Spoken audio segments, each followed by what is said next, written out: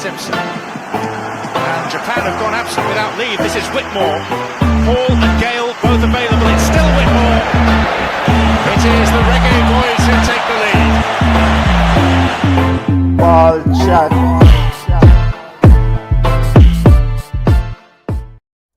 Greetings, football lovers. Welcome to Ball Shot Podcast, the show where we review some of the week's major news in the world of football. Time change edition. Yo, my name is Benton. I'm sleepy. Junior, Wagwan family, how you stay? Hi, Benton. I feel like I get kicked in the ribs.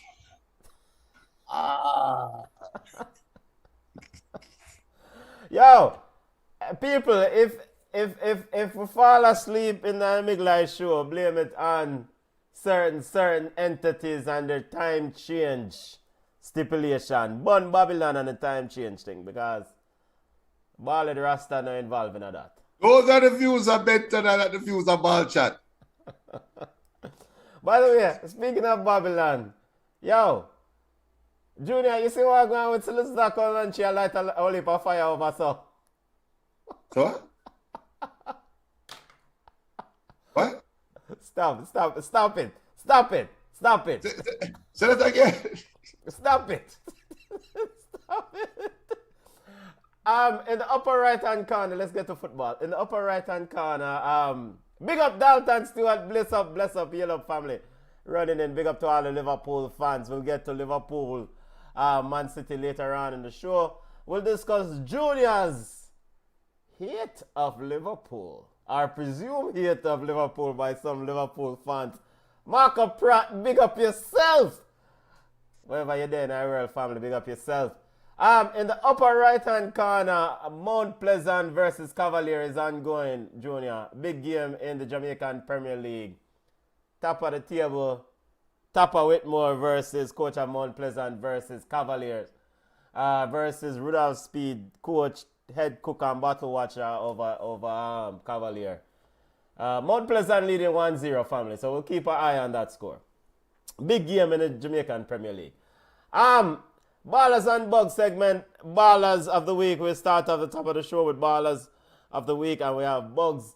So line up your Ballers, send them on, and we're going to discuss EPL action, a deep dive into Liverpool versus Man City, X's and O's, etc.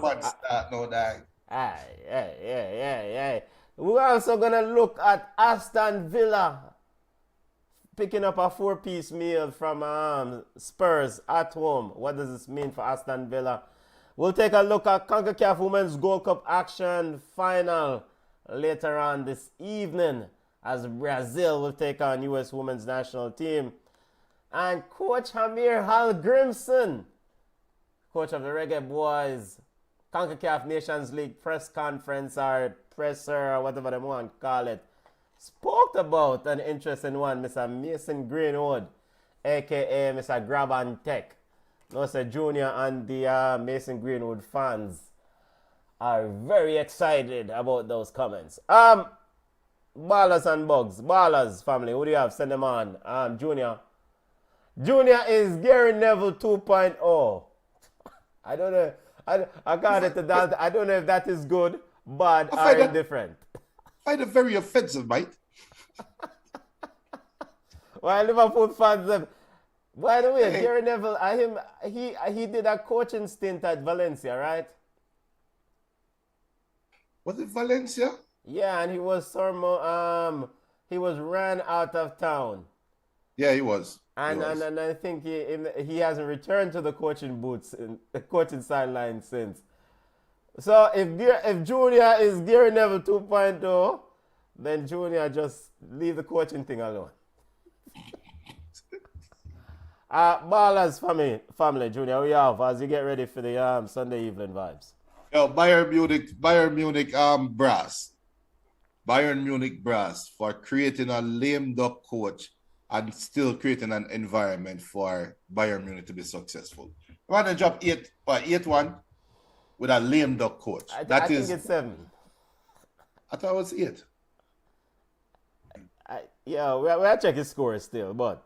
Yo, the man them drop more than 6. Yes, it's a domino score thing over there. So. You know what they get, but that's why I don't know what it was. But yeah, Bayern Munich, that brass, because nobody would have Yeah, I'm batted an sorry. My eyelid. apologies. I'm wrong.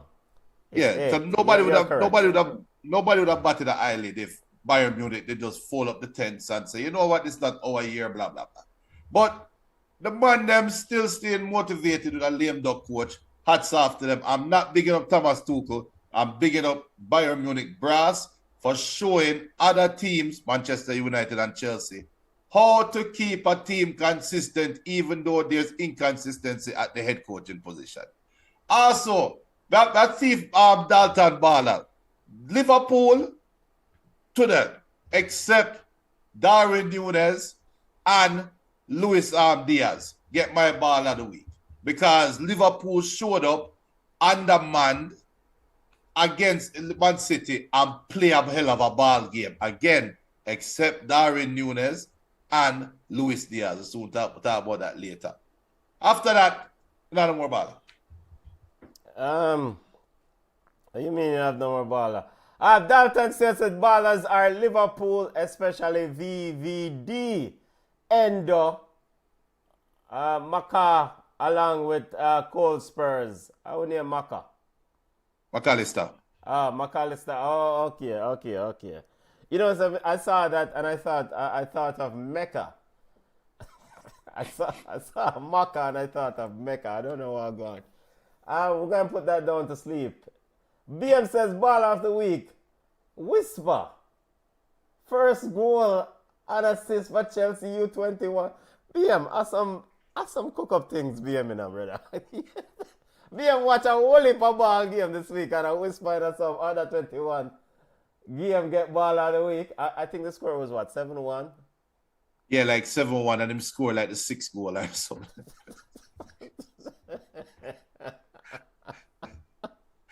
And if just pass the ball in there. I mean, in all fairness, it's a good placement still. Yes. In all fairness, it's a good placement. Can you just roll the ball in the net? Yeah, but it's your baller family. Me not tell the man how to deal with them things. I mean, yo, but ballers and bugs segment. Let me go through my ballers. Yo, let me look at this thing. Inter Milan since January 6th. Simeone Inzaghi, Inter Milan. Let's listen to this, Junior. Mm-hmm. Inter versus Verona, January 6 2-1. Inter versus Monza, January 13 5-1. Inter in the Super Coppa Italiana versus Lazio, January 19 3-0. Inter versus Napoli, 1-0 in the Coppa final. Inter versus Fiorentina, January 28 1-0. Inter versus Juve, February 4th, 1-0 Inter. Inter versus Roma, February 10th, 4-2. Inter versus Salernitana, February 16th, 4-0 Inter. Inter versus Atletico Madrid, February 20, 1-0 Inter. Inter versus Lecce, 4-0 Inter. Inter versus Atalanta, February 28th, 4-0 Inter. Inter versus Genoa, you get the picture? Inter versus Genoa, March 4th, 2-1 Inter. Inter versus Bologna, yesterday, March 9th, 2024, 1-0. All right. Ball of the week and ball of the month, ball of the quarter of the year, Simeone, Inzaghi, and Inter Milan. No, you. All right, go ahead. Go ahead. Stick up. No. Is your baller? Do your baller? Look at those results. Look from January 6th. How many months that? 3 months? February, No. March, April, we not know? Yeah. No, we not. Yo, over 15 games, Inter Milan has been outstanding, haven't lost any games. Big up yourself to Simeone Inzaghi, 75 points, sitting on top of the Scudetto. Ball of the week to the crew at Inter Milan. Man, I'm going to do some serious work. Ball of the week. And I'm reaching, but I'm going to do it anyway. Ball of the week to Mr. Yamakakas. That's how your name pronounced? Georges Yamakakis. It's not a lot. It's been a while since we have an Atlanta United Ball of the Week, aka MLS team, aka the home team of Ball Chat, Atlanta United. Mr. Yamakakis scored a hat-trick, and I'm giving him a Ball of the Week. Junior have a problem with it, but I don't care. Ball of the Week to Danny Mota for scoring the Puska Goal of the Year. Cancel the award and just get him on. Cancel the competition right now and get him on the goal. Ball of the Week. Our Puska Award for the magnificent goal. Go on YouTube or wherever you get illegal channel feed on. The Puska Award, Danny Mota, Ball of the Week. Scissors kick. Brilliant goal. Baller, I continue now. Baller of the Week to Yasmin of the Brazilian ladies. Yo, what a baller. Scored a beautiful back heel as Brazil beat and teach Mexican ladies in Gold Cup semi-final action. Lots of ballers. Big up Reggie. Reggie says, heel, Baller of the Week. Benjamin White of Arsenal. I'm surprised he didn't say Benjamin White of Arsenal Football Club. Champions elect. And champions loading. I'm surprised. And he also given his Ball of the Week to Bayer Leverkusen again. Man, just give them on them Bundesliga. So get to your bug family. Bugs of the Week family, what do you have? Well, you just gave me a bug of the week because we sit down and we're watching Inter and following Inter and knowing what Inter has been doing, and the Syria is far gone. Inter has already won it, right? Wait, what did you just say? Not much. Inter is running away with the Syria, right? Did you just call Syria Farmers League? No, I didn't. No. Okay. It's a formality, almost a formality. But my bug of the week goes to stupid ESPN, because when you highlighted all of those things, you have done more work than all the ESPN FC reporters and pundits. You know what they talk about with Syria? Pulisic. The American Christian Pulisic. Pulisic this. Pulisic that. Pulisic this. Pulisic that. Bug. Just shut the hell up, man. Just shut up. Just shut up. Because Pulisic will come play against Jamaica now and probably score a little full penalty that he never earned. And then America beat Jamaica. And then all of a sudden, Pulisic, just shut up, ESPN. Bug of the week. My other bug. Leche. What the coach name? Let me tell you what the coach name. As you look up the coach name, for the American audience, fans of Christian Pulisic and ESPN, those are the views of Junior Pringle. That's not reflective of Ball Chat. Ball Chat's a welcoming environment. We support Christian and we support, well, not necessarily ESPN, but go continue, Junior. Hold on. Pulisic. Am I camera this? Pulisic fans watch the show? Oh, the move boy. Anyway, Lecce versus Verona. Do you know what that game is? That game, not a Syria game. It's a game that is a relegation battle, and it was marred by a riot or a fight. Benton, a Lecce coach go for headbutt a Verona player. The Lecce coach named Roberto D'Aversa. I don't see the video. I said, what? Yo, let me tell you something. Bug of the week for the coach. Right now, he'll probably get fired already. He's probably already been fired, and we just don't know it yet. But that was just crazy. My other bug, but big up the whole of Liverpool. Darwin Núñez, we know Darwin Núñez is a bug. He never missed any goals today. However, there were a couple key instances in the game where he could have let Luis Diaz break away for a one-on-one on the goalkeeper. And before the 70th minute, I would have said Luis Diaz would have scored if Darwin Núñez didn't give him the ball. So Darwin Núñez, in a high-quality football game, you get bug of the week. Luis Diaz, I shared your frustration. I shared it when Darwin Núñez poorly passed the ball to you. And Liverpool fans, I'm talking about right after the Man City goal.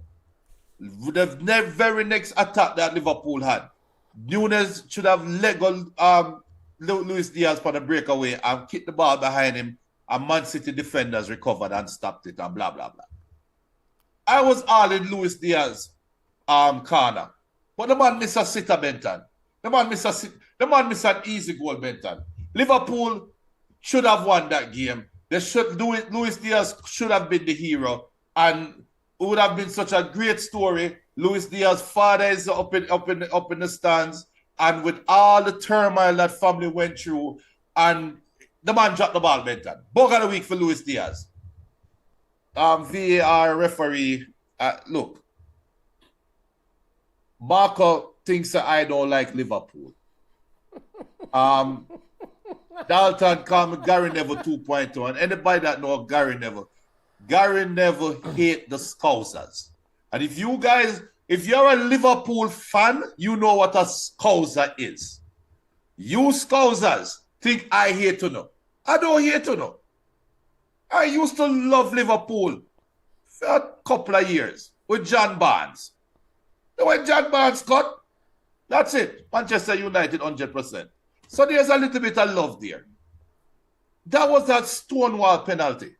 I don't know. The VAR, I don't know how the hell VAR look at that and said nothing.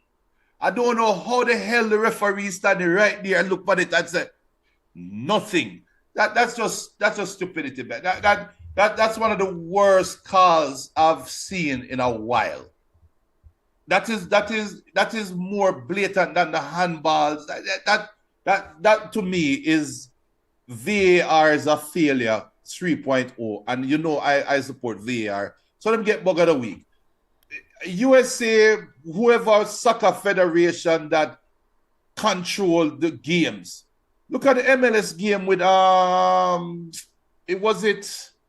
Seattle, not Seattle. One of them team the team in Canada, Montreal versus whoever.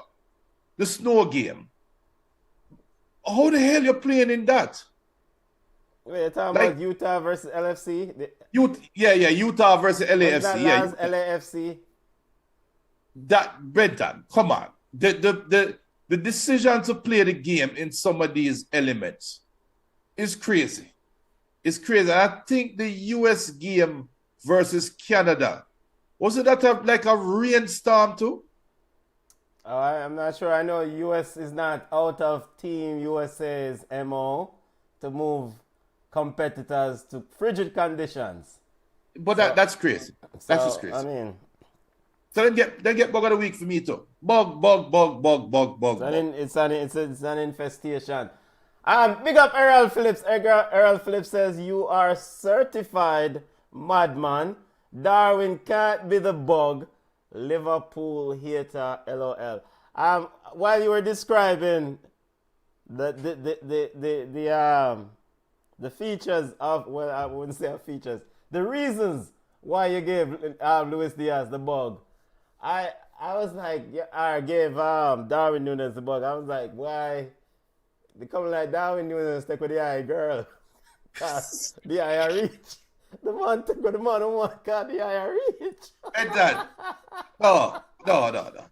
Even when Darwin Núñez has tried to stay out of the firing squad or out of the line of sight, the eye still like the man a bug of the week. So it seems like there is other issues. And maybe, I don't know, maybe the Uruguayan, maybe did the Florida State and our pass through Florida State and take away something from the eye. I have no idea. Well, I had a sister that took a flight to Uruguay years ago and I haven't seen her since. maybe that's the reason why.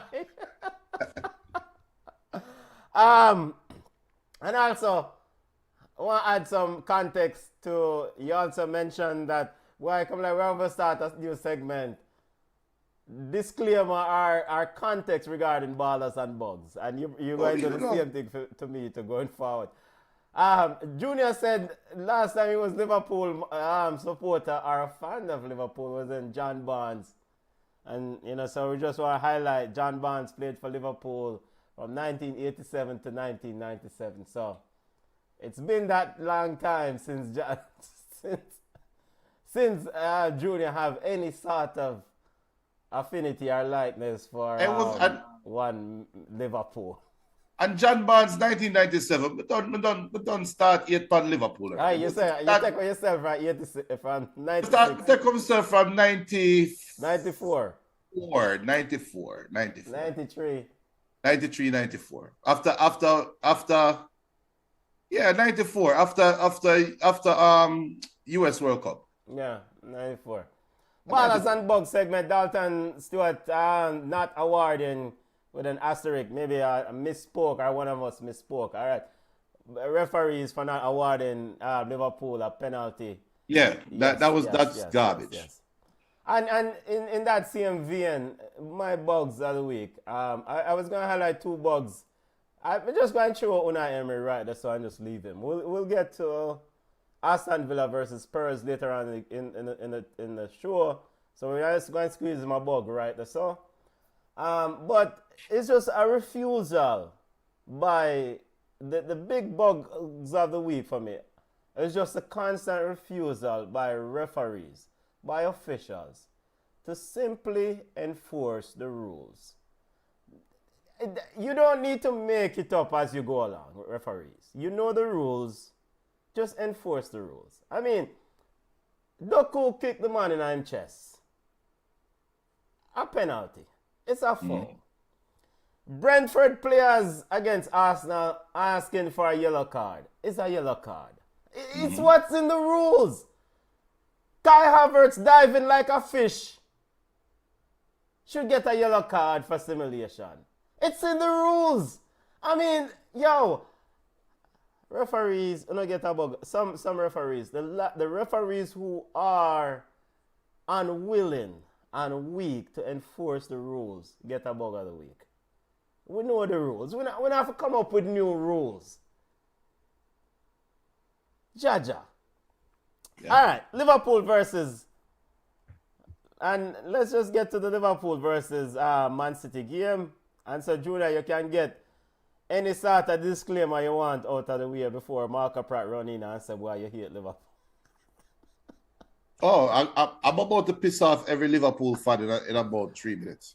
Game ended. By the way, update on the Jamaican Premier League game. Mount Pleasant leading Cavalier 1-0 at the half. Big game in the Jamaican Premier League. Tapa versus Rudolph Speed. Game ended at Man City versus Liverpool ended 1-1, Junior. Arsenal fans are ecstatic over this result, but more importantly, two generals, two legends of the space, Jürgen Klopp and Pep Guardiola, match up against each other for the last time in the English Premier League as things stand. Junior, a lot of respect for these two managers. We'll talk about them in a bit, but more importantly, this was an entertaining football game. Your thoughts from it? Yeah, it was a great football game. It's a game. That's a game that people going to point to and said, this is why we love the English Premier League. That game right there is going to be the reason why. That's a game that a casual fan can sit down and watch and enjoy. It was high octane, high impact.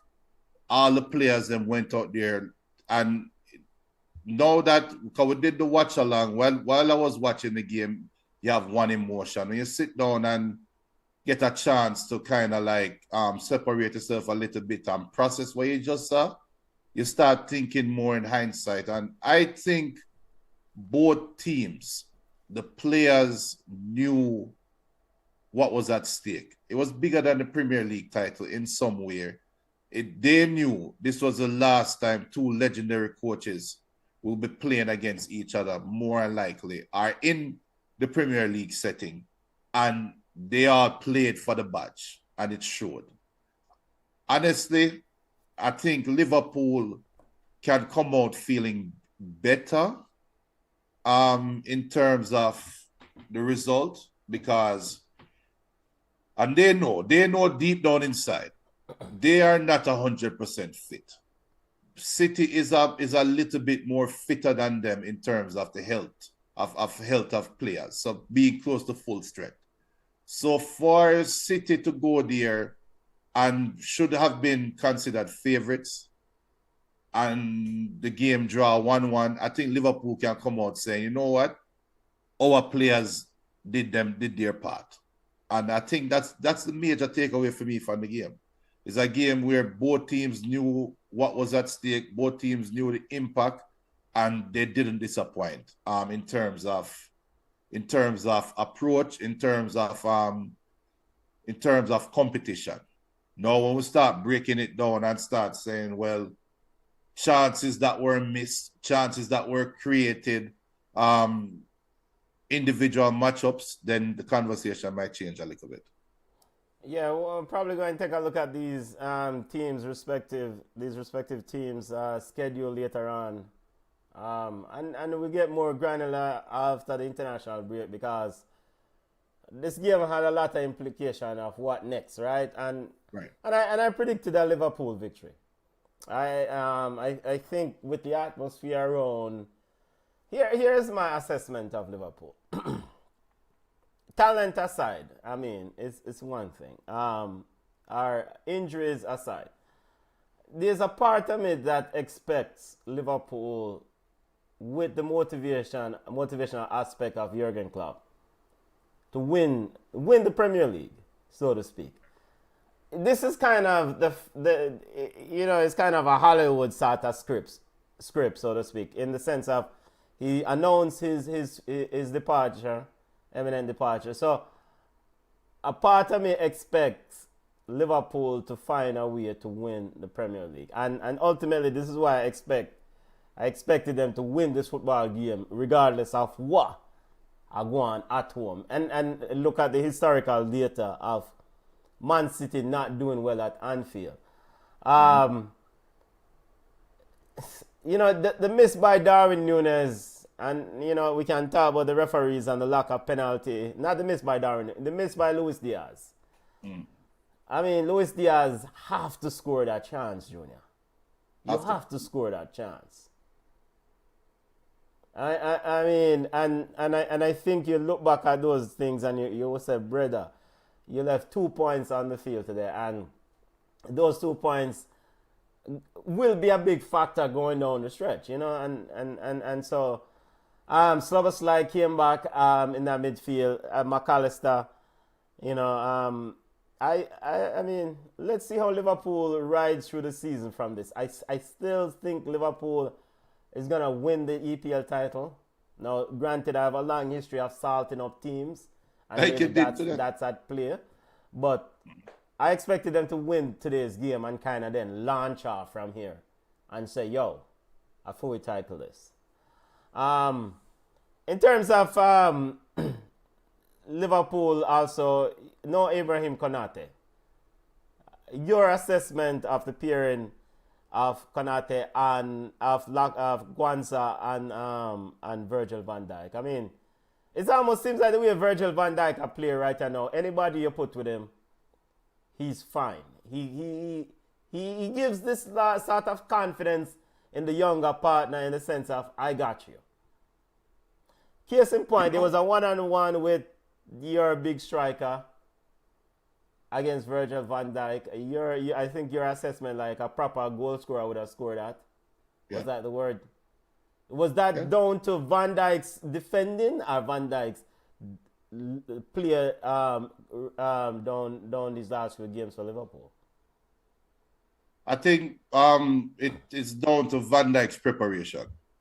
Van Dijk is prepared to play against Haaland. And again, watching the game live, I had one emotion. Sitting back and rethinking and replaying the game in my head. When you look at that replay again, Virgil was doing something that was key. Virgil was sending Haaland left the whole time, and Haaland did not want to go left. Yeah. Virgil was welcoming Haaland down the left side and saying, go ahead. I'm not sending you to your right. right? And that to me speaks to Virgil's preparation and how teams are attacking Haaland. So Haaland, if it's one thing, Haaland needs to go back in the lab and is become two-footed, truly two-footed, and be comfortable going left because the book is out on him, obviously. But and Liverpool fans, tell me if I'm wrong, because I am saying this from a distance. You're right, Benton, about Virgil and making the younger partner look comfortable, but I think Endo is the reason why. I think the play of Endo is the key, because remember Virgil was being exposed earlier this year. Remember not we, but I and some other people saying Virgil might be getting too old. Virgil might be this. Virgil's not motivated, blah, blah, blah. Remember when Liverpool was shifting goals earlier and Virgil was in the middle of them? He was getting called out a little bit. I truly believe Endo's emergence, Endo's availability, Endo's spacing in front of that front two makes a big difference for Liverpool, because we call it out today in the game, and we say, yo, there's one thing about Endo. He's always available as an outlet. And every time in the screen, Endo is in the picture. He's not fast, he's not winning all of the one-on-ones, and that he's not making a big time tackle, but he's just always there occupying space. And he's the reason why Kevin De Bruyne was taken off the field today. After thinking about it, he's the reason why Kevin De Bruyne was so ineffective. He just filled the space that Kevin De Bruyne and Bernardo Silva like to run in. And him just say, yo, you can run past me, but you're not going to get to where you want to get to efficiently. And I think Endo, to me, is a quiet hero. If he played a role that when you watch the game, you probably can't point to it if you're not specifically looking at it. But if you take him out the game, it's obvious something is missing. It's one of those kind of roles that he played today. Yeah, I question how he started for this team, but he has adjusted. He has blending nicely into that sixth role and helping them break up players immensely. So it's not a fast brother, but he knows where to be at the right time, and also providing a very valuable support, because the right side of Liverpool's defense in today's game, the Conor Bradley and Kwanzaa of the world. I mean, them youth, they are pitney. Yeah. So you have Joe Gomez and Virgil van Dijk on the other side. And we know that Joe Gomez a bug. You know, so essentially Van Dijk a play with a bug and two pitney. And then, so the acknowledgement and the rule of Endo to recognize that, yo, we need to take off some of the stress off these younger players and provide an outlet. And whenever City won the ball back, always try to break up City's quick play. So, yeah. I mean, that is down to coaching. Klopp is a general in this business. I mean, it's impressive, and I will sorely miss. You know, we talk at length about who will replace him, but that's for another day. I will sorely miss him in this league and his coaching. Wherever I'm a coach, I kind of man, they are general. He has success at different places.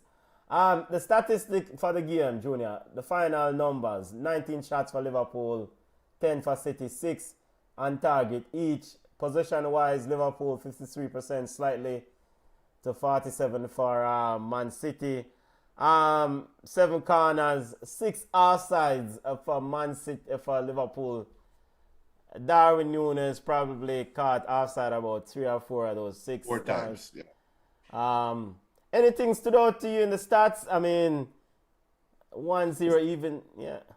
The stats kind of, it's not misleading, but I think the game was a tale of two halves. I think if you watch the game, City was in the ascendancy from start. Okay. Ebb and flow. City started out red hot, right? Yeah, but City converted their chance. And Liverpool went into halftime, and we were saying, or I was saying, if Liverpool come out second half and go guns blazing against City, that's what City want, and City will pick them off on the counter attack. We never get a chance to say that because Ake gave away the penalty within the first minute, and then City got punched in the mouth, and it took them a while to kind of get back up to speed. I think that's where the 19 shots come in, because if you look at those stats and say Pep Guardiola, Manchester City had less possession of the ball, was outshot almost 50% more. You gave up 50% more shots than you took. Not on goal, but shots on goal. You'll answer, yo, how City draw? City's supposed to lose a game like that, right? So the stats is a little bit misleading. I don't know. It would have been nice to see what the stats were in terms of possession in the final third. Okay. I think you'll see it skewed a little bit more the other way. Dalton Stewart says Kwanzaa was brilliant except for 2 errors, getting caught on the ball. Young player, definitely promising. As regarding the stats and Man City, maybe I'm wrong here, but I think there's something with Man City and Pep at Liverpool's Anfield. I think he has record. A few years ago, he went to Anfield and tried to play his way, open, free flowing, rah, and got ran off the field. Liverpool exposed them and cut them in two. And I think since then, he's been a bit more. They found a way to play attacking and play effective football, but he's more committed to try to make sure don't get exposed like we did back then when the quick release Salah down the left side was on the right wing was killing them. I think John Stones stepping up in that midfield has always been a huge part of what they want to do, Man City, that is, in terms of breaking up play. So, Winarlu, you said Liverpool, you thought Liverpool came away with the better of the two with the point here, knowing that the depth of the squad are the issue here. Yeah, they should feel better. They should feel better, the two. Because they can say we weren't at full strength. And we know we're going to get some players back. So over to you now. And chances are we know City not going to run with the league because we're not afraid of them. So I don't know. I think I can see where some Liverpool fans can be angry that they got a chance and didn't convert it. I can see where some Liverpool fans will say, you know what? In the grand scheme of things, we played our best with a one hand tied behind our back, and it was a good result, and we got cheated in the end. So I can make an argument for both, but for Man City, they can come out saying that wasn't a good game, and any Manchester City fan right now supposed to be shaking in them boots for March 31st. Liverpool's remaining schedule, we can focus on the EPL and just forget the FA Cup quarterfinals. And of course, they have Europa League, but those games will affect some of these big EPL games, right? So they have Brighton on March 31st, then they have Sheffield United April 4th, then monumental game against Man United April 7th. They play Crystal Palace, Fulham. Junior, anything that stood out to you in this? I mean, the schedule looked kind of, the schedule looked kind of soft here. And they round up the EPL schedule with against Mr. Wolves. No, that's not a soft schedule. Aston Villa will be playing for top 4. West Ham will be playing for their coach's job. Man U will be playing for their coach's job. So, no, that the Brighton have something to prove. Man United will be playing for their coach's job, really? Yeah. Yeah, Okay. this game, the schedule is not, and I think them have the Merseyside Derby still to play. So is not that manageable. They're going to have to get healthy, and they're going to have to ride that purple patch. Yeah. Dalton says I'll be in the stadium for the Sheffield game April 4th. Yes, yes. Big up, big up, big up. Huge. That should be a nice vibes. Especially you win the games coming into that game. Of course, you have the FA Cup final March, FA Cup quarter final March 17 this weekend against Man United, and then Brighton, and then Sheffield. So, yo, Dalton, remember say send on some live pictures and images from that game, because you don't know how it go. Junior, you were saying that the schedule is not as easy as it looks No, for Liverpool. none of the three teams have an easy running, and it feels so good to say Man U going to have a say in who win the title. Man United, whatever. All right, as for Man City, their running looks something like this. Of course, Saturday they'll play the quarterfinal of the FA Cup against Newcastle. The game against Brighton was postponed, so they have Arsenal on March 31st. Big game. Aston Villa on April 3rd. Crystal Palace April 6th. Then they have Spurs April 20th. And they round out their Premier League schedule on against West Ham family. Again, games, meaningful games. Spurs playing for top four. Aston Villa playing for top four. Arsenal playing for the championship. West Ham playing for them coaches' life. Yo. The coach just got an extension. I'm not paying for no. Well, we talked about that, and extension might mean that is an easier pitfall for the firing. Hold on, relax on that. Relax. But trust me, I love how it's playing out. The winner of the Premier League is going to earn it this year. Yeah. Man City looking for their first team. Let's look at Arsenal. First 4 consecutive EPL titles. Let's look at Arsenal remaining running family while we're at it. Now Arsenal, of course, in Champions League, let's see what happens with Porto. They'll play Porto on Tuesday. Of course, the game against Man City on the 31st. They have North London Derby, April 27th. They have Aston Villa on the 13th. Man United on May 11th. And they round out against a certain team called Everton and Sean Dyche. Junior. There's no easy look. If Dalton said right, Spurs and Aston Villa have a lot to do with the title race. And guess what? The title race have a lot to do with who qualify for Champions League, apart from the obvious. But that Spurs, Aston Villa, Man U top 4 race, which is really just Spurs and Villa right now. All these teams are going to earn their spots this year. It is just, it's must see TV, must watch TV. The schedule makers, I don't know if they use AI or whoever to create the schedules and do some predictions and said these, but they got it right this year.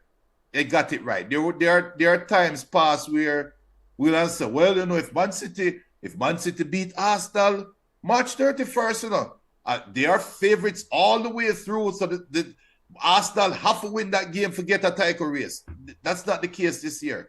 This year, it's going to go down to the wire. Even Wolves, I think Wolves play all 3 teams. So yeah. I think Wolves have all 3 of them.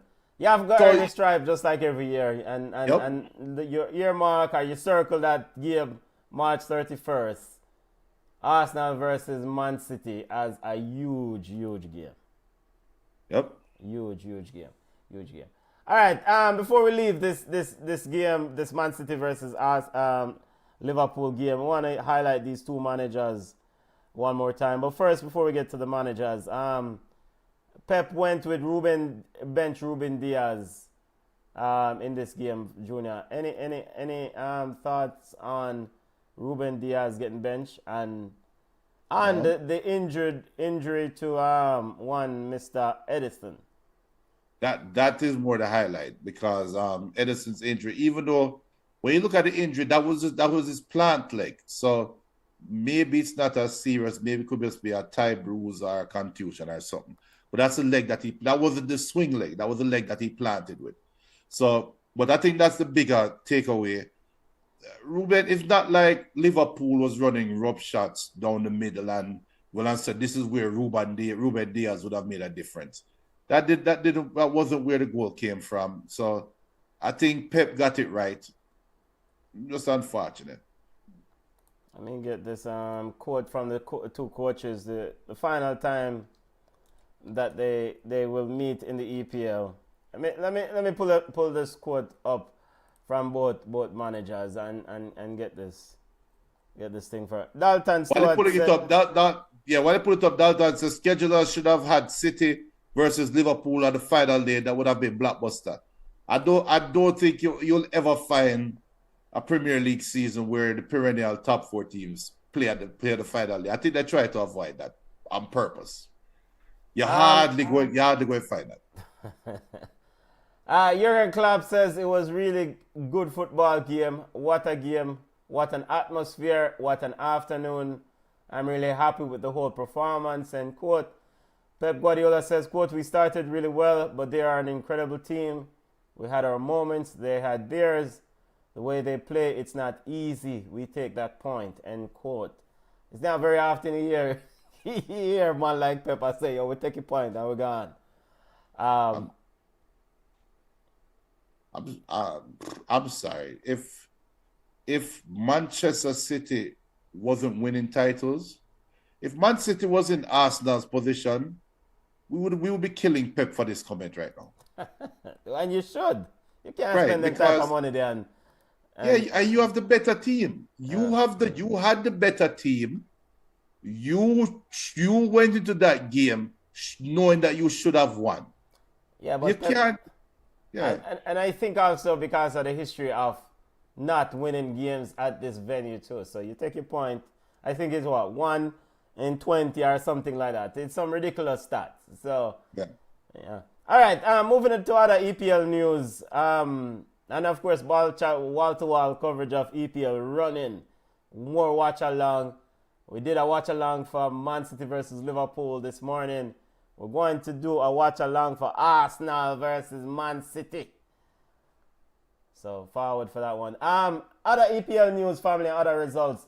We'll take a look at the other results. Man City, Liverpool ended 1-1. Now to Spurs. Butter Bros in Aston Villa 4-0. Junior, a big victory for Spurs at Villa Park in the Champions League race, the top 4 spot. What went wrong for Unai Emery and company, Junior? They ran out of gas. I think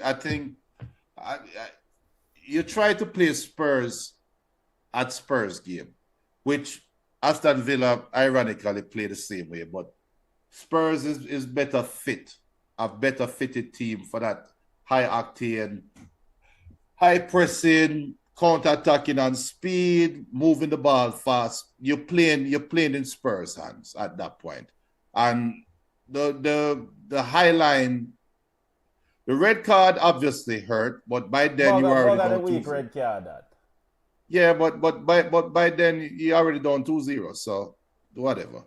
But I mean, you're in a Champions League running spot, you know, and you know the captain, and he's a big player for them, John McGinn, that is. In fact, I think he's probably, along with Ali Watkins, have clocked the most minutes on this team, and the goalkeeper Emi Martinez. So he's an integral part of whatever they want to do, and then you do a tackle like that. But he's not a Champions League player. If Villa slip, trip, fall, and make it to the Champions League next year, it will be just like when Leicester went to Champions, like when Newcastle went to Champions League. You had a great year, slip, trap, and then you go in there and realize you're way above your head. Aston Villa is punching above their weight. It is what it is, and they're getting exposed slowly but surely. We've chronicled this high line over again. Why do they keep playing the high line and keep getting beat by it? And they won't adjust. And that's down to Unai Emery. But at the end of the day, I just think that Tottenham is better suited for that style of play. And Aston Villa refuse to adjust the way they play. I want to pick your brain a little bit. Unai Emery went with Yuri Tillemans, Douglas Luiz, and John McGinn in midfield. Now, on paper, a lot of us who watch these games say, boy, yo, you have some dogs over the other side in midfield. In Basuma, Papensar, James Madison probably to a lesser extent, but you have some workhorse in Papensar and Basuma. Yuri Tillemans Jr. I mean, what any idea, any theories on what's going on with Yuri? It almost seems like this Leicester City Yuri is just non-existent at Aston Villa. It's true, but you see, it's the plug and play footballer that people think exists, that you can just take a guy out of a system and put him somewhere. Oh my God, Calcedo was so great at Brighton. Just plug him into Chelsea and he's going to drop and just hit form. Yuri Tillemans went for Leicester that played a different, I would say that they are playing a different brand of football at Aston Villa. Why do we think that Yuri Tillemans will just hit the ground running for Villa? Worse when Yuri Tillemans a baller and ballers adapt quickly. Well, there's one thing to think he's a baller. There's one thing to another thing to know he's a baller, and there's another thing to know that a player fits. So you can't just pull a man because and this is the vibe I get is they just bring him in because Yuri Tillemans available. Nobody, if you remember the time, nobody was biting in the transfer market. Bring in this baller. We're moving on from Coutinho. We're moving on from I don't remember who was going to move on from at the time. But bring in this baller now and we work it out. We'll figure it out. He's good enough. He's a Premier League player. And that's how this thing works, brother. Because now you go in, you drop in a midfield, and Yuri Tillemans look like a dog that they run up on the beach without drinking any water and him tongue the ground to them. Katana was running him red. Big up Kofi Powell. Powell said greetings. Junior, before we leave this Aston Villa game, Leon Bailey got fed a lot earlier on in this ball game. Was this ball game too big for Bailey, or the fact that you have, like I said, some dogs in Spurs midfield in Basuma stood him up one-on-one and said, brother, this not gonna work. And of course you have Destiny Udagi, who's a very aggressive player going up against him. I think he played 60 minutes of the ball game and they took him off. I mean, was this ball game too big for Chippy? And then, no, not because Liam Bailey is a Jamaican. Well, not too big, but I mean, but we don't want. You can see strategically the commitment of Unai Emery was to supply Leon Bailey earlier on. He's player of the month, right? He got he's in a purple patch. So yes, playing very well. Yeah. You're informed baller. We're going to go through you. Yeah. But Tottenham know that as well. And this is no knock on Liam Bailey. I think the game was too big for Aston Villa. Okay, too big. I think the game was too big for Aston Villa, more than just picking out Liam Bailey. Yes, Liam Bailey didn't perform as well as he could, right?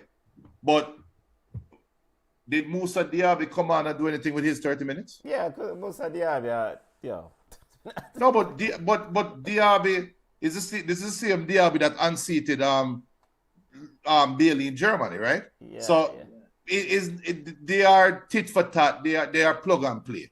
All it showed today is that it don't matter who you put on the wing for Aston Villa, that present in Aston Villa squad, they weren't going to do anything. Yeah, and that's more testament to Tottenham more than against Bailey. Than Villa. Kofi Powell says, Bala, Virgil van Dijk, Endo, Diaz, Elliott, scratch that whole Liverpool squad. Diaz? You mean run in and give Liverpool some love, yes? Unlike Diaz what Junior missed doing goal. over there. Diaz get my bug of the week. Nah, change it. I'm not. Junior, let's look at other results. And of course, the round will close out with Chelsea versus Newcastle tomorrow. Big match tomorrow. A big match. Well, before we talk about that, one more question, because I'm slow. If you are Unai Emery and you have a baller in purple patch who are run things, don't you expect the opponent to also know, say, yo, them are going to try feed this brother? What was plan B? Because ultimately, if I am playing against your team, Junior, and you have baller X, who has been instrumental in all your attacks going forward, my first objective I'm planning is how to nullify baller X. Now it's incumbent on you, the coach, to say, all right, them are going to target baller X because baller X is the baller now. Who else is going to give us another option? Did Unai Emery not couldn't figure something out on the other side of alleviate the stress of Leon Daly? The target, so to speak. I think whatever he tried failed. Okay. Early on he was trying to feed Bailey. I think at one point they tried going directly down the middle. At one point they tried overpass in the midfield. Nothing was going to work. I mean, there were even moments in the game where I don't remember who for Villa, but a man lose the ball and in just you can't have a run back. The body language, they were so defeated. The commentator talked about Diaby. He kind of picked on Diaby when Diaby made the one run, and the commentator said, yo, you just I basically say you just did foolishness with the ball and you're walking back. Why you not tracking back? Right? But it's more than Diaby. I just think it's one of them days at the office where things just don't go right. Don't work. All right. Yeah. Five. He went with a back five, high liner, but which is unusual for Unai Emery. You went with a back five and you still collect 4. But then look at, but you see how you know there's a lack in concentration. Both goals occurred, I think, 3 minutes. Yes. So they were that's how lacking the concentration is. They were frazzled from the right. You give up a goal and they instantly give up another one. Yeah. And then later you give up a goal and instantly give up another one. Those are the telltale signs. Other EPL results. Arsenal monumental victory, Junior. Huge. We can't talk enough about Kai Havertz. One-time bug, now turn baller. Mr. Mikel Arteta definitely pulling the right strings regarding Kai Havertz. 2-1 over Brentford. Late goal. And I think that win is bigger than the 5 and the 6 for them drop. Okay. Because that's a grinding out victory. And worse than that, you see when City gave up the penalty, even though Arsenal wasn't playing against Liverpool, but when City gave up the penalty, they went into like a 15-minute rut of just shell shock, right?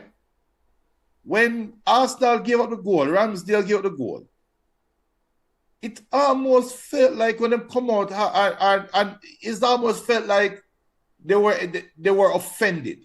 It's almost like, yo, we can't believe this is an idiot side score against us. We're offended. And Brentford, credit to Brentford. Brentford then tried them best. But Arsenal came after me like a team with just, we're going to win this game. One way or the other. It's a different feeling to the game. I remember last year or the year before, Arsenal had a little patch where they were winning games in the end. I remember, was it Ben White or somebody take a long shot from way out of the 18 and win a game? Reece Nelson, I think. It was Reece Nelson. But those games, and we come on ball chat, and Arteta was like a little kid. Was giddy, like, we're happy and blah, blah, blah, blah, blah. Arteta's demeanor now is one of, yo, we're kind of offended so the game only finished 2-1. I get a different feeling from them. So you say Liverpool for the Hollywood ending, it would be nice for Liverpool win the Premier League. For me, I think this is Arsenal's year. I really do. I could be wrong, but I really think this is Arsenal's year. BM says Villa going through a rough period. They were also outplayed by Ajax. In the Conference League on Thursday night, and that probably have something to do with today's game. The fact that they play Thursday, even though it was a different sort of squad, impressed some of these players.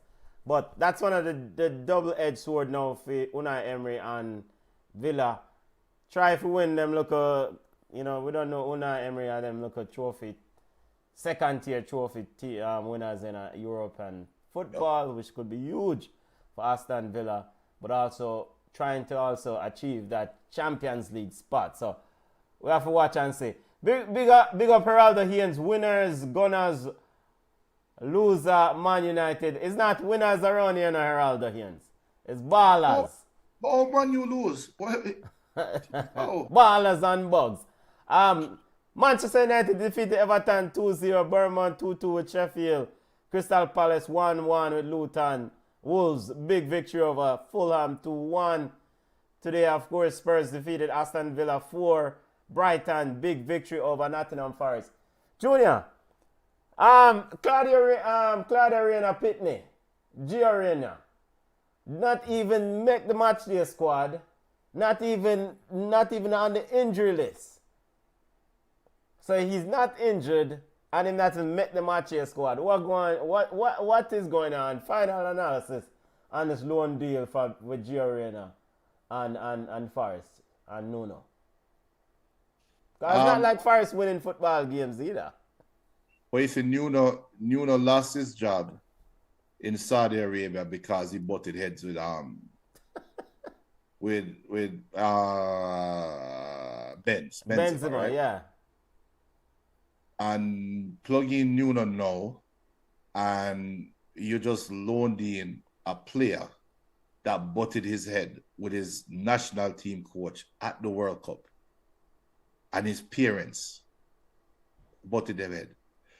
I don't have any proof of this, Benton, but I don't think, well, obviously, I don't think Nuno, if memory serves me correctly, Nuno wasn't the one that brought him in. Yeah, he came in during the recently concluded transfer window. On loan.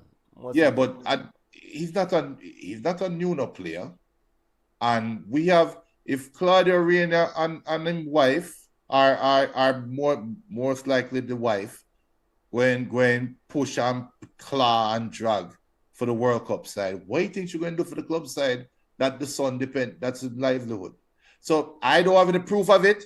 Those are the views of Junior and my conspiracy theory, but something is going on behind closed doors. Need to figure it out. Good luck to the player. Good luck, youth. West Ham 2-2 with Burnley. And Junior, what going on with Burnley today and West Ham? What going with Burnley? Because you are at the you're so big on the table. You're at the bottom of the table. I think your 6 points are probably 12 points from safety now. And you have a chance to get a rare win. You're up 2-0 and you give up. You're not only give up the draw in the last minute. Danny Ings scored with 2 minutes leave. VAR save you. And you come back and give Danny Ings a goal 3 minutes later. No, company. It was nice to say, Company is a great coach and Burnley play good football. No, we don't care about good football. You want to survive in the English Premier League. You want to play good football and go back a championship next year. Stop with the foolishness, man. All right, EPL table, Arsenal on 64 points and a plus 46 GD leads the table. Sheffield United on 14 points and a minus 50 GD sits at the bottom of the table. Big takeaway from the table, family. That bottom three is about done. So I don't think there's much of a relegation race. That goal So difference. you think it's already set? Yeah, but I don't think I don't think Luton going to find a way above. Luton sometimes them look like them. I think they're missing the youth Marvelous and Kamba. Hopefully Yeah. Marvelous will forward back for them soon. You know, it's kind of hot and cold football team. You know, some days them look high flying, Yep. and another one, Mr. Brass Barkley, and then next day is something else. And I guess it's kind of par for the course for a team that is trying to navigate a very difficult league. So, and Amari Bell, big up to Amari Bell, who picked up a knock. Jamaica's Always own injured. left back, who's probably out for the Nations League game. Yeah. But you know what is my takeaway though? When if you go back to the top of the table, when you look at the goal difference, Yeah. all the teams that are about to play Liverpool and Man City, the expectation now, you cannot just say we're trying not to lose. You have to say we're trying not to get embarrassed because Man City and Liverpool knows they are not only chasing points with Arsenal, they're chasing goal difference as well. Yes. So I think it's going to make for even more entertaining football. I think it's going to be make for more chances being taken by Liverpool, by Man City as they chase games. They are going to be more aggressive. That's one of my major takeaway. The top four race, there's this thing going around about possibility of having a fifth team in the Champions League for England. So top five might be irrelevant or whatever, but it's a top four race between two teams, and Man U is just waiting for people to slip at this point. But there's a top four race between Tottenham and Aston Villa, and they both play all the teams above them coming through at some point. So it's going to be a real serious running. Yeah, we'll discuss the new changes in the format of the Champions League coming later. And one of them show you we'll discuss that when that time comes. But they're moving to and some more teams. I think that yes, you're right. Looking at 5 teams from the English Premier League might be looking to go. Ron will close out with Chelsea versus Newcastle tomorrow at 4 p.m. Big game, as you say. I just want to get your thoughts on this. Pochettino and Eddie Howe, when asked about Eddie Howe at this year's his pre-match presser, says, quote, "I hope one day Chelsea fans will support me the same way Newcastle do with Howe. I say that because I am here. I am the coach of Chelsea. I want to win as much as our fans." End quote. Junior, is it too much to read into that statement by Pochettino? No, it's not, because both teams are right there with each other. So what the hell you mean by them get this? Why is it that I know they were your next opponent, but why would you try to draw parallels with a team that you are literally on the same level with them coach?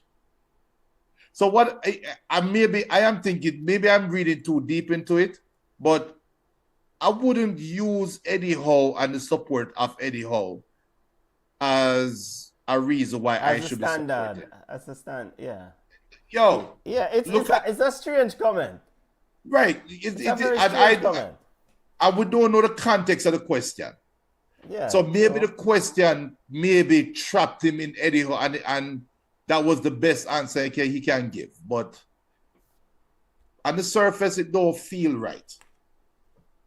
No, and we have to remind ourselves that Eddie Howe was on the hot seat a few weeks ago, right? There was reports that Julian Nagelsmann, might take over because, Newcastle was in a spot of bother. They went on a few winning games. They won a few games for him, and I guess that pressure has ceased. So, I mean, maybe if they lose tomorrow to Chelsea, the pressure resume again. And they finished so high last year, and now you're 10th in the league with absolutely no chance of getting top 4. But of course, the pressure should be. You give them a pass because of the injuries, though. Everybody have injuries, Benton. And is Liverpool getting up? Well, that's a dumb question. But Liverpool have injuries too. And Newcastle people might say, yo, all Liverpool doing it with kids. Why you can't do it? So score update, Mount Pleasant leading Cavalier 2-0 in Jamaican Premier League. Tapa rip off a boy stripe again. Rudolph Speed and Cavalier, succumbing to the tactical genius of one Mr. Tapa Whitmore. Other football news, we're going to look at Junior before we go. We had Champions League coming up this week. Big games, Arsenal versus Porto. And we also have Barcelona versus Napoli, 1-1 from the first leg in that game. Those games are on Tuesday. Porto defeated Arsenal 1-0. In the first leg, we expect Arsenal should turn that one around, right? On Wednesday, PSV versus Dortmund, 1-1. And on Wednesday, also at 4 p.m., Atletico Madrid versus Inter. Inter won the first leg 1-0. Par for the course, in my opinion. To me, this is par for the course in terms of Arsenal. The form that Arsenal is in right now, yes, you expect them to turn it around. And is still 2 weeks out from the derby, so are against the City game, so they won't have one eye on that fixture. And I think the international break is right after that. So yeah, they should overturn it against Porto. And in this week's Champions League results, Junior, anything stood out for you? Bayern Munich 3-1 over Lazio on aggregate, PSG 4-1 Sociedad, Man City 6-2 over Copenhagen, Real Madrid 2-1 over Leipzig, maybe a little bit more stressful than they wanted it to be. My question to you, Junior, and Bayern Munich and Thomas Tuchel. If Thomas Tuchel win this Champions League with Bayern Munich, what next now for the brass at Bayern Munich? Who cares? We already. That's what I love the most. What I love the most is that they make him a lame duck coach. Just go out there and build a CV. But we're not changing course. We already make up our mind. Go on about your business. We'll bring in our next coach. There's no pressure. There's no pressure there. So, and I don't think the Bayern fans are going to say, well, Tuchel won the Champions League. Let's bring him back. No, we already make our decision. So, from the brass perspective, anything we get after this is brought up. But we're already moving on from this project. And remember, this Tuchel did the same thing at Chelsea. So we've seen this movie before. We've seen this script before. Champions League action coming up this week. Arsenal versus Porto, Barca versus Napoli. Huge for Barcelona. They need the money. Yeah. It becomes probably the Osimhen sweepstake money. I mean, yeah.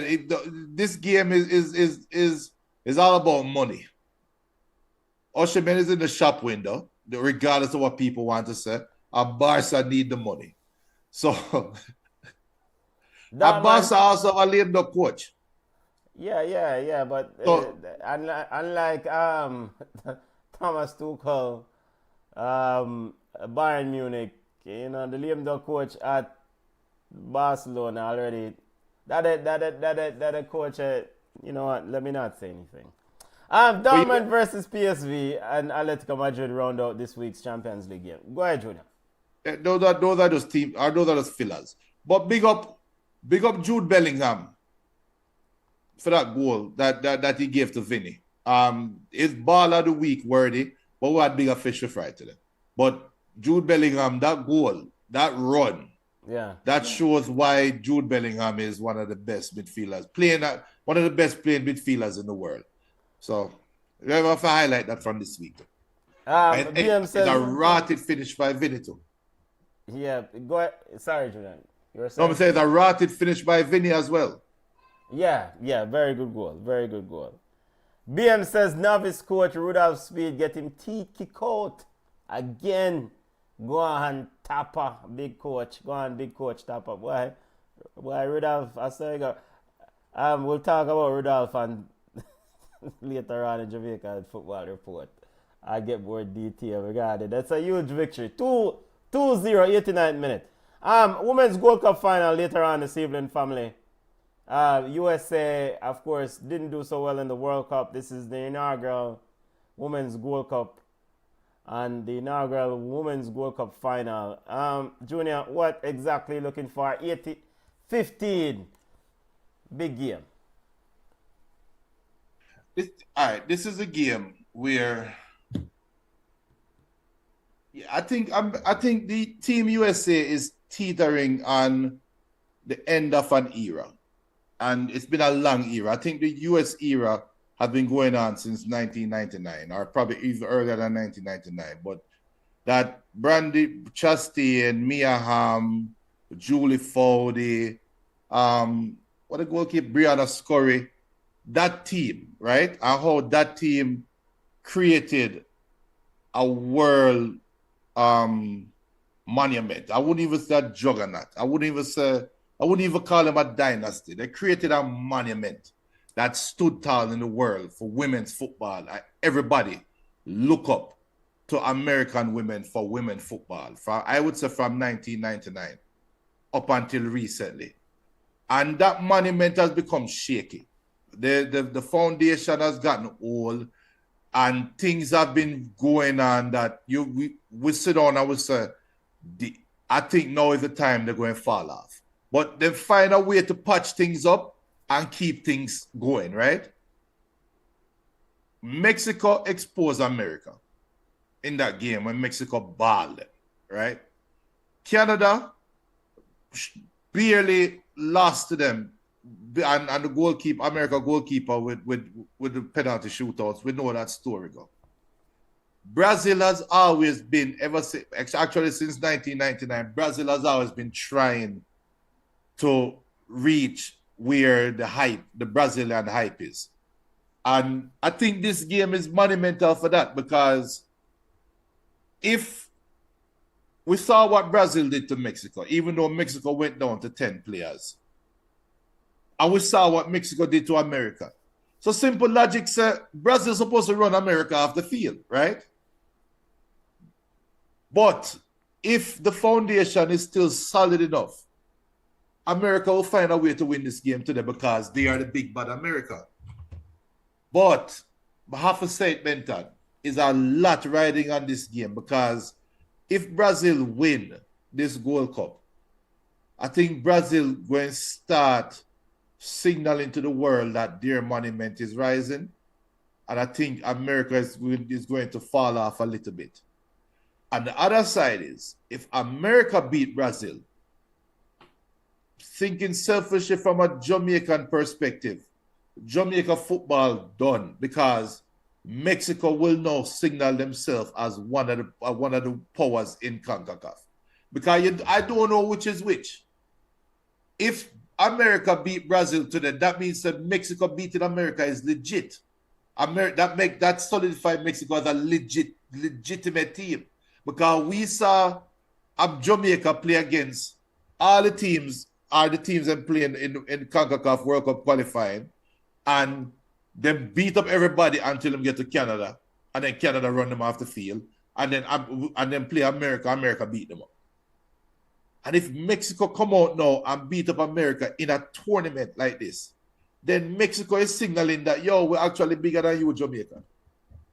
While Jamaica is sitting down picking potentially good players, but the proven players are sitting down in them house refusing to play. And things when things get sorted out, they will just fly back in and automatically retake their third as best team in CONCACAF. No, it done. Well, you say a lot, you know. There's a lot we unpack there, so, but me just like I said this. I'm a bit torn on this final for two things. On one hand, this is the inaugural CONCACAF. This is not no other regional body. It's CONCACAF Women's World Cup. Henceforth, a CONCACAF team supposed to win this thing, aka win this trophy, because it's a CONCACAF World Cup. And with Twila Kilgore, the interim manager for Team USA, holding the fort for the big coach Emma Hayes of Chelsea to forward whenever the Women's Football League finish over there. US team has a lot of talent, but I think for a CONCACAF team, this is inaugural tournament. CONCACAF team should win this stuff. And this is a standard beer, especially since what happened in the World Cup. This is like a get-right tournament for women's national team and women's football. As for Brazil and Arthur Elias, head coach of Brazil, I agree with you 100. If they can finally reach that, it's like a crescendo. If you can reach that high point, then you can say, right, we have arrived. Because a long time them a build and of course the flair, the fancy work of Marta. And this Brazilian team and this Brazilian coach has shown the tendency to not have no favoritism, so to speak. In a ball game, I want to win. And especially with decisions around benching Dibinia and so forth. So with that in mind, I expect a very, very good ball game. And I will say this. I expect Brazil to win this game. Me too. I expect Brazil to win this football game. I mean, the mere fact that if you watch how Brazil is playing, the connecting, the pass and movement might be a little bit too much for this US team.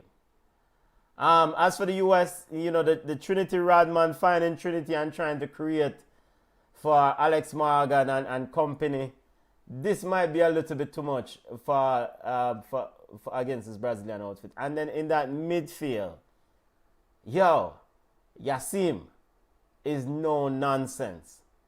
But Lindsey Horn is something else. It's going to be a big football game. It's going to be a big football game. And I think the powers to be, the CONCACAF, we can talk about schedule and all them look foolishness, putting all these games out west. That's a whole nother story. Hopefully they make some money out of it. But I would have loved to sit in the stand and watch this ball game tonight. This is supposed to be something special. Yes, I know one thing to look out for the most. The thing that has hurt Brazil and I'm showing how far I'm watching Brazil from Pritinia, Katia, but then the number 10 was named Cici. Yeah. Ball-head midfielder, baller. But the thing that hurt Brazil, every iteration of Brazil women's team from them until now, is when them run up in a big team, they get emotional. Yeah, they wilt. They just get erratic. They lose their heads in some key parts. Now, why I think it's a little bit different now. Granted, it's not USA, they're not playing Japan, they're not playing Germany. But that Puerto Rico game was telling, where they didn't wilt. That was the opening game of the tournament. Puerto Rico goalkeeper who was remarkable, was playing out our mind, right? And Brazil just couldn't score. And normally, you'll see the Brazilian players snapping at each other, quarreling. They never do that. They stay the course and push and push and push and push until pressure bursts pipe. And that to me is a different feeling. So if for America to win the game today, they are going to have to play above out their minds. And Benton, I mean, you give the argument that a lot of South Americans going to use it. It's inaugural CONCACAF tournament. A CONCACAF team should win it. So, in all fairness, with the two VAR referees, it's really going to be 11, 14, 15, 17 versus 11 today. That's just the truth. Yeah. Well, that is Junior's truth. No, that's the truth. The 11 players, the 3 referees, the 4th official, and the 2 VAR referees. It's the CONCACAF officials. The CONCACAF should win this tournament. So for CONMEBOL to win it, then we have to really win it. Yeah.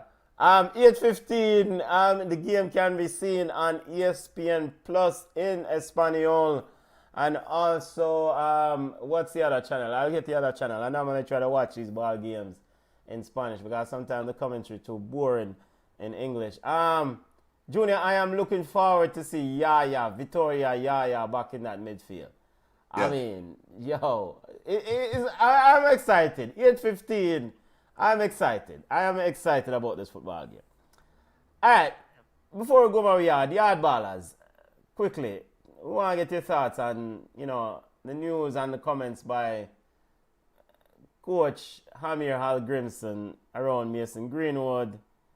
Of course, it's final now. Mount Pleasant defeated Cavalier 2-0.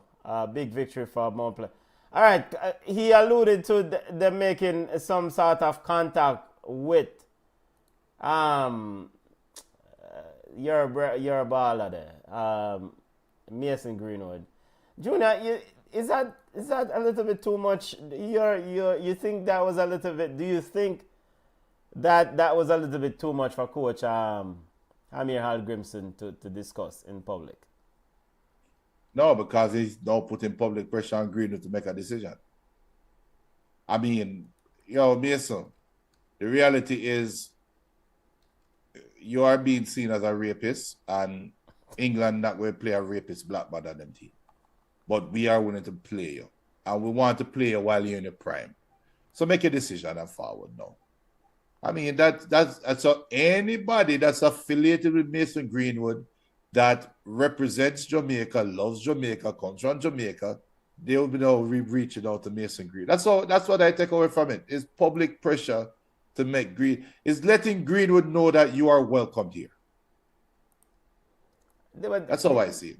There's no way Mason Greenwood is gonna be available for this semi-final game against US. Why? I mean, the chances of those things happening now, right?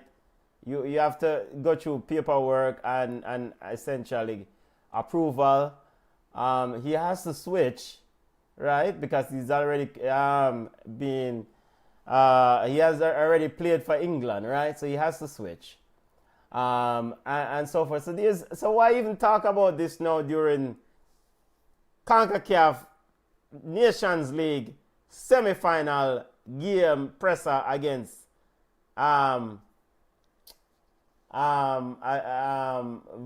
USA versus Reggae Boys? Why even talk about that thing? Or is just try to just talk about other stuff rather than focus on the game at all? Because Demari Gray suspended. Mikel Antonio, we don't know what fitness level he is. Shamar Nicholson not playing. You don't have much options. So, coach, what are you going to do? Why? Well, I love to have Mr. Greenwood still, Yeah, in fact, I think they alluded to something like that. I mean, it was a bit strange. It was a bit strange. Junior BM says, Junior, I disagree. I think England and Greenwood are still playing a wait and see game. What are they waiting to see? They're waiting to see if Greenwood will become the best right-wing option. Well, you have to wait on Saka. You have to wait on Danny Ings. You have to wait on my boy with their Villa. You have so much other options. I don't think England would say Greenwood as a priority right now. If it's one position that they are not lacking, is on the right wing, where Greenwood plays. So no, I don't think so, BM. I think Greenwood might be playing a waiting game, but I don't think England is playing a waiting game on Greenwood. Nah. BM says Greenwood is back in form after almost 2 years away from football. He's now back in form and linked to bigger clubs. That will put him back on the England radar. You see, you're right, from a football perspective, you are right. But then the selectors now will have to say, all right, we know Greenwood will benefit us if he's in the squad, but is it worth the circus? And you'll have to look at the coach and say, look, if we're bringing Greenwood, let's say I brought Greenwood to the Euros and England don't even make the semifinals. Is all the backlash worth? Would it be worth it? I would bring in Greenwood. If I am England, I would bring in Greenwood if it's almost a guarantee that he'll put us over the top. But with all of the circus behind it, and that's coming from a person that wants to see him play for Jamaica, which is kind of ironic saying it. But from England's perspective... and all right with the circus for yard, but that's for England. No, but there will be no reporter in Jamaica that's going to say, Mason Greenwood, what do you have to say to the Jamaican women that might have a problem with you coming in to play for the team? There's no reporter that's going to ask that. None. 0. There's no CONCACAF reporter that's going to ask it. There's no woman in Jamaica that's going to ask it. Nobody's going to care. Those are the views of Junior Pringle. Those are the views. Ball shot. Those are the views. Those are the real views. Nobody going to care about that if the word is going to be, Mason Greenwood, do you think you can bring Jamaica to world-class level? It's going to be a different rhetoric. But, Junior, I think the first thing you see at that Nations League press conference, and I said already, if he's not, it's not play for no Nations League semi-final. But the coach spoke about him. So we just, in the event that he's available, I can see ESPN journalists and CBS Golasso journalists asking Hamir Hallgrimsson and Mason Greenwood, will probably try to protect him from the press. Yo, brother, with the allegations, is this and anything to ignite a story around that? I don't see this circus not happening for the Reggae Boys, especially in a Nations League semi-final, if he's playing for Jamaica. Greenwood nor the girl is not American. Greenwood nor the girl didn't the offense and happen on American soil. They won't care. Cristiano Ronaldo, wasn't he accused of rape? Yes, he was. Like him come America. But you see anybody running down that story right now? And Ronaldo is bigger than Greenwood. One. Ronaldo actually is accused of committing a heinous crime, and that girl is probably still out there hating Ronaldo. In Greenwood's case, he is accused of committing a heinous crime, but the girl that he's accused of doing it, he's still with and is the baby mother. What is the story there? You'll have to dig so deep to find that Title 9 story. It's not worth it. I don't see a publisher. There's story there. We have the audio. We have all those things out in the public. Anytime Mason Greenwood, in fact, when he roll back to any side, it's probably, in fact, the same story followed him at Getafe. Getafe's president Hafi say, yo, this is not rare. But Getafe is a bug side, so they don't really care. They need all the help they can get. So that's it. Jamaica is a bug side. They need all the help they can get. But Getafe is not playing Team USA in USA. No, but we're talking about the play for Jamaica. If he was play for Jamaica, the reporter asks. And by the way, if a reporter come and ask me that, if I was Greenwood publicist, I'd say, yo, remind him about the Republican primary leader that are the leader of the Republican Party that is running for president in November and what he said. I don't want to get visa for going to play matches. I don't want to get entry granted. I don't want to end up like the Haiti team where can't get no visa for enter. The federal government is Democrat right now, so he probably wouldn't even get a 10-year visa. Yeah, he probably get that for the citizenship. BM says I may have to agree with Benton. No holder on tech ball around here. Fire for that. Actually, it's grab on tech. We don't know grab on tech ball around here. BM have an agenda, because if Greenwood come into the side, that is further down the pecking order, Shamar Nicholson drop. Maybe you can't trick me. Cephas. Not Cephas. Oh, not even Cephas. Oh, God. Cephas' career done before it start. You can't trick with me. Yeah, so, I mean, Hamir Algrimson, of course, the game is on the 21st. Balcha will do a watch along. USA versus Reggae Boys Nations League semi-final matchup March 21st, 7 p.m. And then Panama versus Mexico at 10:15 p.m. You have a few playing games for the Copa America game. But we don't really want to focus on that now. Junior, big game for the Reggae Boys and Coach Hamir Algrimson. He spoke a lot at the press conference, talked a lot about the different things. Of course, there'll be many more storylines leading into this game, but ultimately, is the squad concerned based on what you have to say right now for you?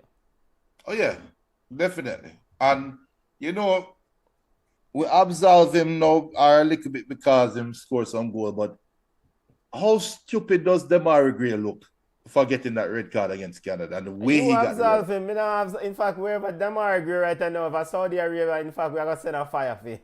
All right, so see that. So we're on the same page. Demari Gray, we can't even argue that Demari Gray probably cost us the Nation League title. Yes, I will say that. I will say that. Yeah, I don't think we have a chance to beat America without Demari Gray. I will say that. We'll wait to see what the squad is, but it's a different team with Demari Gray in that lineup because he ultimately, we don't know the thing. I mean, he makes the entire group better and also him take off the pressure off Leon Bailey to have to be that guy. And as you said, when he first rolled out, Demari Gray had just play a simple ball game. Simple football. Him just a pass and move. But the defenders have to honor that rule. And then, of course, he had scored a few goals. So, right now, Demari Gray you don't know how I'm angry, brother. And the thing about it is that looking back at the game against Canada, it was unnecessary. It was just argument. That definite rush of blood. It was a high rush of emotion. And they turn around the game after that. I think Demari Gray felt like the game was lost and was just highly frustrated. I think that's what happened. Before we go on, we had Jamaican Premier League results. We know so we need to go, but we just run through the results. Humble Lion defeated Veer 3-0. Mount Pleasant, of course, 2-0 over Cavalier. Waterhouse, Firehouse, and Waterhouse and Portmore drew 0-0. Tivoli Dumble in 1-1. Mobile and Treasure Beach currently 0. And watch out for big side Mullines versus Harborview later on. Standing, a monumental victory for Mount Pleasant. Leapfrog Cavalier. Mount Pleasant sitting at top now, 49 points. Cavalier now play number 2. Lime Hall down at bottom with 7 points. Junior, I that now. We are going my yard, no brother. I know before we cut, yeah, I have to highlight this. Big up to all of the people that's watching right now on Twitter. If you're watching right now on Twitter, because I think this is the highest we've got. Nah, Junior. Or Twitter X. We were on Netflix. Big up to all the people that we watch, but we have had a larger audience. We were on Netflix. In fact, we're still probably on Netflix. Yeah, we're still on Netflix, but this is the highest amount of viewers we've had on Twitter on a Sunday show I've seen. That's non watch along. Yeah. Big up to all the listeners. I mean, big up. Always. Especially those on X. If you're watching on X, big up yourself every time. Bless up. Yo, somebody just text me and said me need to put up the Premier League table. Give me 1 second there, because the people who want to know Jamaican Premier League table, they want to know which part of them team there. So somebody say, yo, put up the table, brother. 2 minutes. Let me get the table there. Because some people, you know, they don't want to announce themselves to them both side in a spot of bother, but we have to just put it up and just keep it moving. Jamaican Premier League table. As I said earlier, Mount Pleasant sitting on 49 points. Cavaliers 45. Limehall on the bottom with 7 points. I think we can safely say that Mullines is safe. Of course, we're moving towards the playoff round. Firehouse need to figure out a way to get into this playoff thing. Big game for them right now as they drew earlier with Portmore. So whole heap of football left, family. Whole heap of football left for running. Engineer, right? That long day, brother. Long day. Yeah, but it was fun. And can Treasure Beach hold off Montego Bay? Because Montego Bay can get a win here, so they can make a run for the top 6. I think we're going to go on record and say Montego Bay will beat Treasure Beach.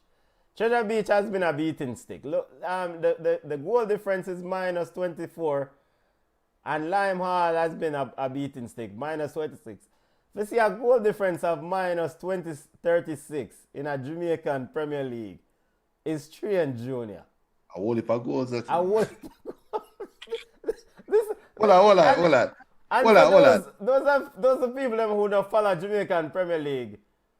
The reason why this is strange is because it's not customary for Jamaican teams to score a gang of goals. Right. So to see Limehall at yo, what the rest of our going on Limehall? 21 games minus 36 goals. So Yeah. even if Limehall doesn't score a goal in those 21 games, they have given up 36 goals. That means you're giving up almost two goals a game without scoring one.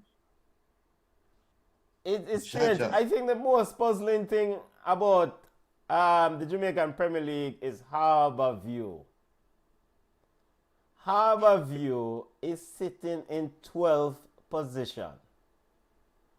Now, people, Harbourview, for context, for those of you who don't follow Jamaican football, them call Harbourview the Stars of the East. One of the teams that normally is on around the upper part of the table, former champions. I don't know what's going on with Harbourview of late. Something not right. You have to talk to somebody that is there, but with the tradition that Harbourview has are created by especially when they built the stadium, and that was supposed to be the Mecca. Or not Mecca, that was supposed to be the lightning rod for all of the footballers them that don't live in. If you don't live in Tivoli, if you don't live in Waterhouse, if you don't live in around Arnett you'll say you aspire to play for Harbourview. Yeah, man. I know Constant Spring. You have some communities that might feel a little disrespected by me saying that. I'm not going to say I'm sorry. It's the truth.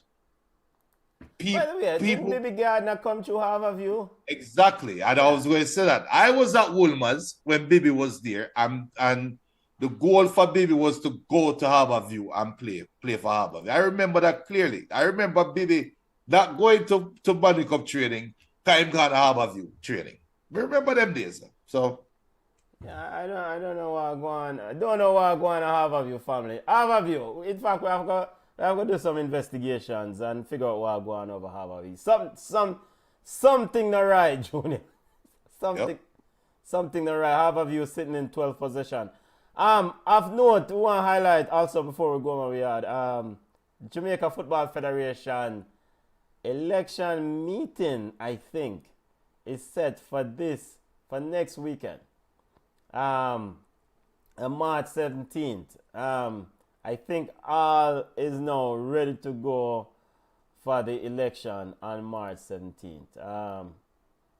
I think that is so maybe by Sunday, well, maybe by this time, hopefully we'll have a result of who is the next president of Jamaican Football Federation. Anderson versus man called the incumbent, Mr. Ricketts. Oh, what? Oh, Lord have mercy. You know, I forget to get some bug of the week. But sure. Neymar forget bug of the week for theme stupidly insinuating that he's going to play for Miami FC. Neymar, you need to give up your Brazilian citizenship. Go away. But did the Ricketts come out and kind of hint during the Lent time and we are entering into Easter time something about Oh yeah, Jesus. He said Jesus was. like basically say that He he's said Jesus. Jesus was crucified. Mike Ricketts. Oh, I forget to Yeah, give Mike bug of the Ricketts. week. Let me pull up a quote. Mike Ricketts, current president of Jamaican Football Federation. Let me pull you up. Oh, I forget to give the bug of the week for that. Mr. Ricketts, we don't want him for the show. We don't want the JFF people for the show. Don't go here, man. Yeah, let's pull up the comment Mike Ricketts made in the Jamaican Gleaner. Give me a second. He alluded to what Jesus was crucified for not committing a sin. Or what something? We'll find it. I'm going to try. Can just down on me because I sit down there and saying to myself, yo, I feel like I'm forgetting something key. Just down on me, man. Jamaican football president Mike Ricketts. This was on Tuesday in an article in the Jamaican Gleaner by Mr. Daniel Blake, I think. BM, yes, BM says yes, bug of the week for Ricketts.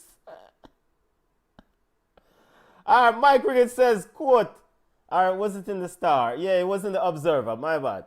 He says, quote, I always say that Jesus was crucified and he never did anything wrong. But for whatever reasons, these persons seem to unfairly make these comments. I can assure you this JFF is the most successful JFF over the period of I have been at the helm. Let's make sure so we don't attribute this comment to Mr. Anderson. Let's get Mike Ricketts' picture up here, so because we don't. Yeah, Junior, he equated himself to Jesus or something to that effect. Mike Ricketts is now on the screen. We're going to get rid of Anderson and highlight Mike Ricketts in this photo. Junior, you can now address the bug of the week sentiment that you want to highlight. That's all I was saying. We talk about that next week. We talk about that during the watch along. BM says wicked people always call on God to hide their behavior. Hey, what was that earlier? Like a bridge over troubled waters. Over troubled waters. And I want to reiterate, Mike Ricketts, president of the Jamaica Football Federation, incumbent, says, quote, I always say that Jesus was crucified and he never did anything wrong. But for whatever reasons, these persons seem to unfairly make these comments. I can assure you this JFF is the most successful JFF over the period I have been at the helm, end quote. Junior, does this sound like a man who's worried about the election to you? Yes, and him talking damn foolishness. Yeah, because it's quite out of characteristic for him to make these sort of statements like this. Usually he's more and more somewhat reserved. You know, keep his guard close to his chest, so to speak. Sort of guy. Yep. It's unusual. I mean, Anderson, the real solid rock action team versus what is the name of Mike Ricketts' team? Does BM or anyone know the name of Mike Ricketts? The Cross Bearers. The Cross Bearers. Versus Mike Ricketts. The incumbent of the Jamaican Football Federation. Election is slated for March 17 at the congressional meeting, to my understanding, unless something go awry. Let's see if we have an election. I know there's another appeal pending from Beach Soccer. I think there's some sort of legal wranglings going on there with Beat Soccer. So I'm not sure. Watch the space. We'll keep you up to date on the situation. But it's long overdue. The election was scheduled for January 14th. And BM says 6 years of failure and disaster. Hey, people, let's also give a context here regarding Mike Ricketts. And he said he's the most successful organization. Under his tenure, multiple issues with travel. You remember players have to chart a flight from Suriname with Leon Bailey credit card, allegedly, in the Nations League game. So? And Minister Bobsy Grange have to arrange for these movements of the players to return. And the follow-up, there was an interview by Mike Ricketts on local radio. I think it was maybe Hits 97 or some radio station in Jamaica, where he threw his gensec at the time, Dalton Wint, under the bus and reversed it over him. Reversed it, drive and forward over him. And he said, boy, he blamed other people for the issues around travel.